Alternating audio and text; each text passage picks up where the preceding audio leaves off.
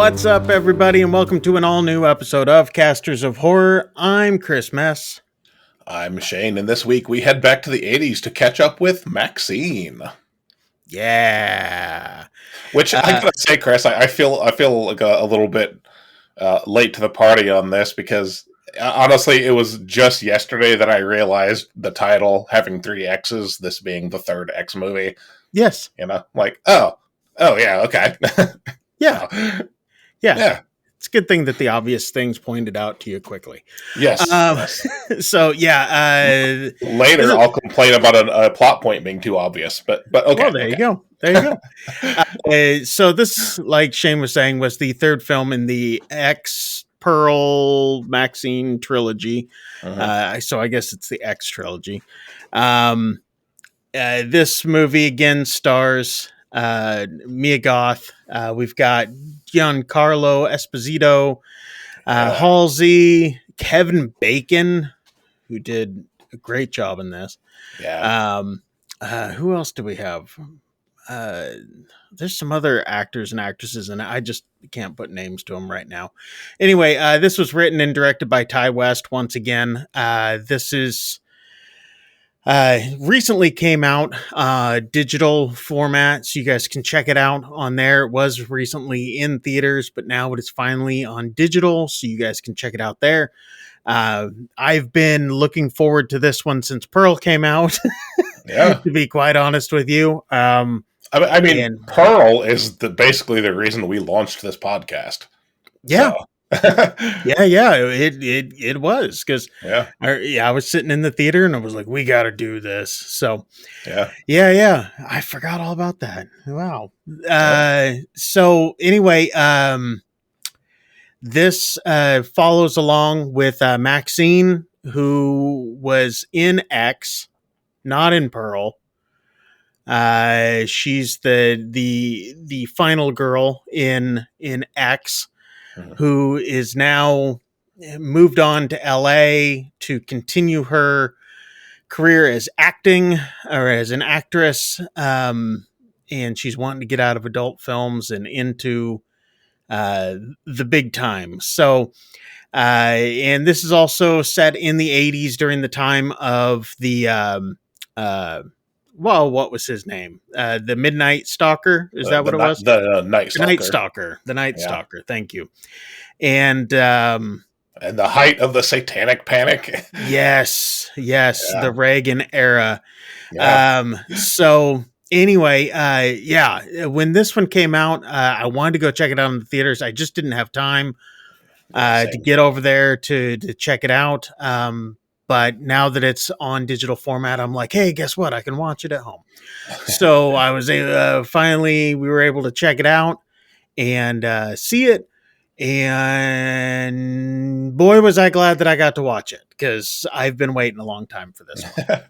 So anyway, is there anything else that I need to set this movie up with? I really don't.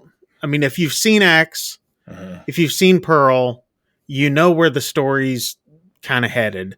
Yeah. I will say though, like I don't. It would obviously be, helpful if you have, but I don't honestly even think it's necessary to have seen either of those films. There's just kind of like some extra bonus if you have seen, especially the first one. Yeah, there is some references to X. You wouldn't have to see Pearl to see this one for sure. But X, I would suggest at least seeing that one prior. Yeah, I would suggest watching it. I just don't really think you necessarily have to. Yeah, it kind of stands. This one kind of could stand on its own. I could see that. However, there is some reasonings, I would say, to why certain things were happening, but without giving too much away, we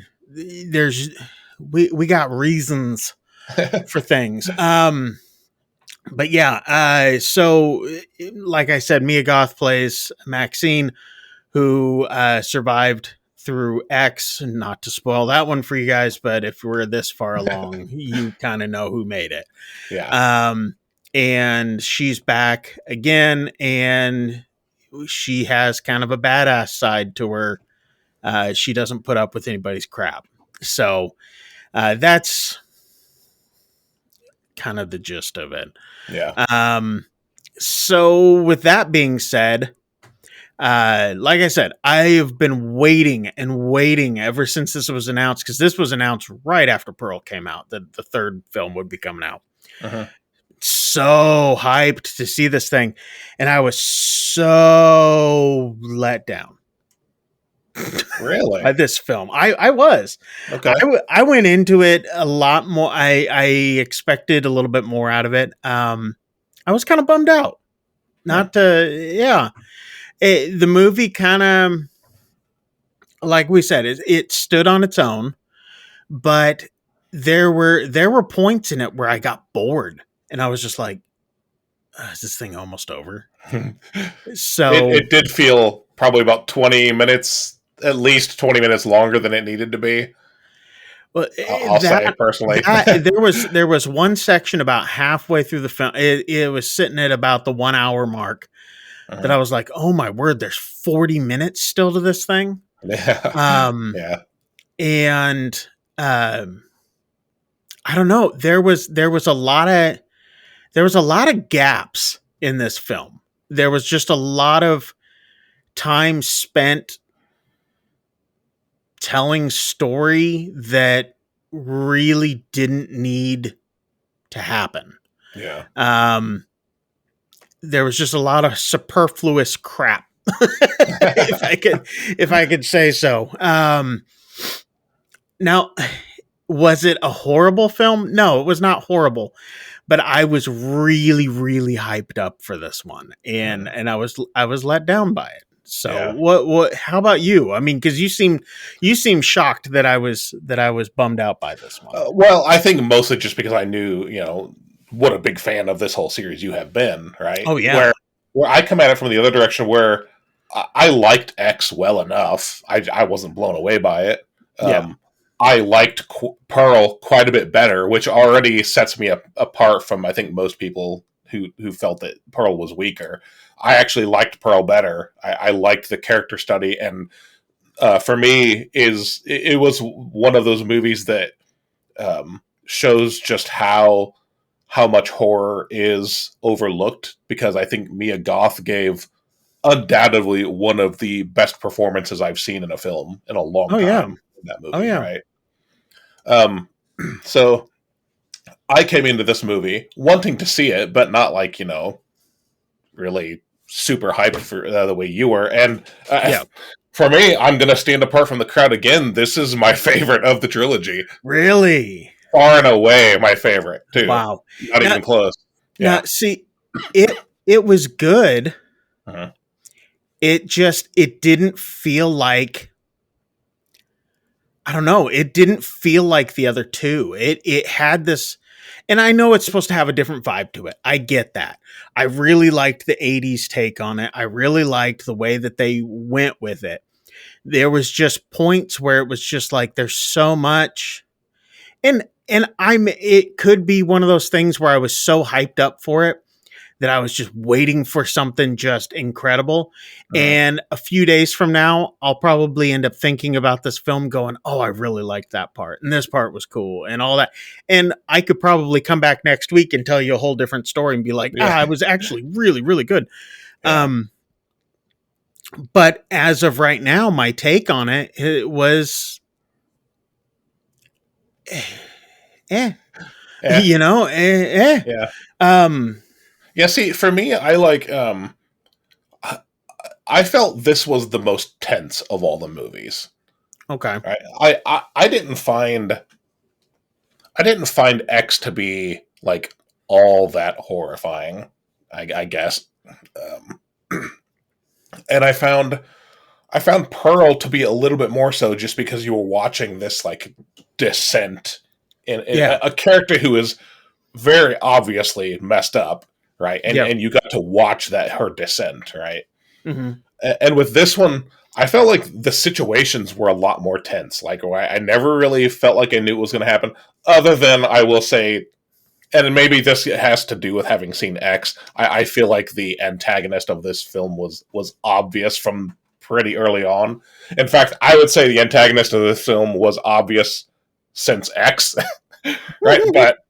Um, but no, I felt that like this movie was a lot more tense, and I had a lot more of that like uneasiness in going around it, Yeah. and yeah, It definitely was more thriller than I would say horror. yeah, There was gore in it, of hmm course, but I would say it was more thriller than horror by any stretch of the means. yeah. I Um, would agree with that actually. Yeah, uh, yeah. it to me it felt like a B movie that you would watch with bigger actors, which was kind of Okay. weird. Um, I thought that they could have. I don't know. I don't know. I was just let down by it, Yeah. and I was really hoping for more. It's not that it was a horrible film or anything like that. It's just I just hoped for more. Yeah. Um, And see, I will say too, like this film was actually not at all what I was expecting it to be. Okay. okay. And I actually think a lot of that has to do with the character of Maxine, who uh, her story in this film didn't go the way that I thought it was going to Mm, based on the previous films, right? yeah. And I'm hesitant to say too much other, there's there was a sense in X that this is not a good person, Yeah. and I feel like that was is true even in Maxine. It's like, okay, well, this is definitely not a good person, Yeah. right? It's the kind of not good person that you're still rooting for, right? But I expected I expected her to be a much more antagonistic force than what I actually got. Yeah. Because Okay. I mean, you definitely see in this film where she can be very unhinged. Yes. Oh, Um, yes. so Yeah, but I'd say yeah. there's really only like two parts in the whole film where that comes out, and Yeah. one of them I'd argue is even like justified, even if she takes a little bit, maybe a little bit far. And again, that's the whole. This is not really a good person, but Yeah. you know, Oh yeah. but no, the antagonistic force in this movie, um, while I found it to be predictable, I actually I expected Maxine to be more of the bad guy, so to speak. That at least leading up to this film, that's what I was expecting, and Yeah. that's not really what happened, Yeah. right? But yeah, Or is she? you If know, I to be honest, I the end of this film, I'm still not actually convinced that the ending we saw is the ending that actually happened. Okay, so and again, it's got to be really careful with what I say here, but yeah. there's just some things that like I'm not totally sure that we. It's one of those like almost there is no narrator in this film, but if there were, I would say unreliable narrator, right? Yeah. Because I'm just not entirely convinced that we got the ending that we actually got. That's so to speak. Huh. I don't know. Interesting. Yeah. Well, let us know if you guys saw Maxine, what your thoughts were on it.